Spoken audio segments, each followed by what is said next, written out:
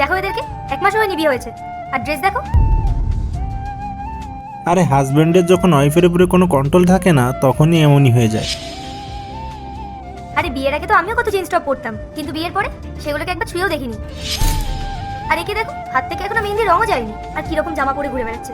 ওর বর কি ওকে কিছু বলে না নাকি? আরে কি আর বলবে, লাভ ম্যারেজ করেছে তো, ওদের ফ্যামিলিও তো ওদের সাথে থাকে না, এই জন্য এরকম।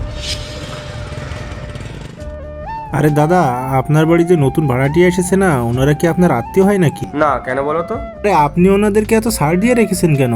আরে কালকেই দেখলাম মেয়েটা না এতটুকু ড্রেস পরে ঘুরে বেড়াচ্ছে, আর এই পাড়ায় তো সব ধরনেরই মানুষ থাকে, বুড়ো থেকে ছোট পর্যন্ত, আর কে কি না জানি বলে বসে। এই জন্য আপনাকে বলছিলাম, বুঝলে দাদা, বিষয়টা একটু ভেবে দেখেন। আমি আসছি। আপনার হাজবেন্ড বাসায় নেই? হ্যাঁ আছে ভেতরে। একটু ডেকে দেবেন? এই শোনো, একটু এসো তো, দাদা এসছে। হ্যাঁ আসছি। হ্যাঁ দাদা বলুন। হ্যাঁ দাদা, বলছিলাম যে ঘরটা খালি করতে হবে আপনাকে।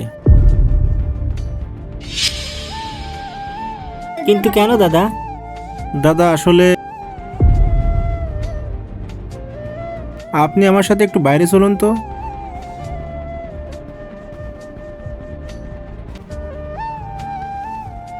দেখুন দাদা, আমাকে কেউ একজন বলেছিল আপনার স্ত্রী।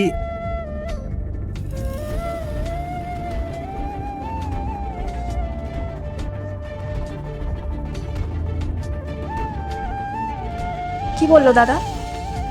এরপর কি হয় সেটা দেখার আগে, যে মায়ের কাছে 10 টাকা চাইলে 20 টাকা দেয়, একটা রুটি চাইলে 10টা রুটি দেয়, সে মাকে যদি ভালোবেসে থাকেন অবশ্যই ভিডিওটি লাইক করে চ্যানেলটি সাবস্ক্রাইব করে দিবেন, আর কমেন্টে আই লাভ ইউ মা লিখে যাবে।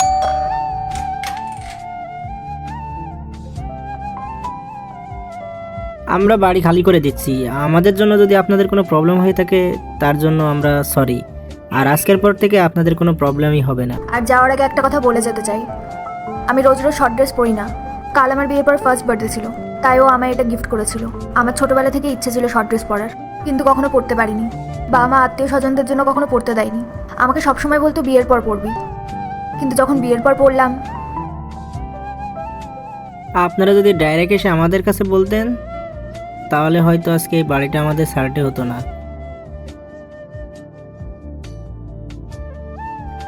আচ্ছা দাদা, আসছি তাহলে। বন্ধুরা, আমাদের সমাজে এমন অনেক লোকই আছে, তারা পিছনের কথা দেখে না, সামনে যেটা হয় সেটা নিয়েই ভাবে।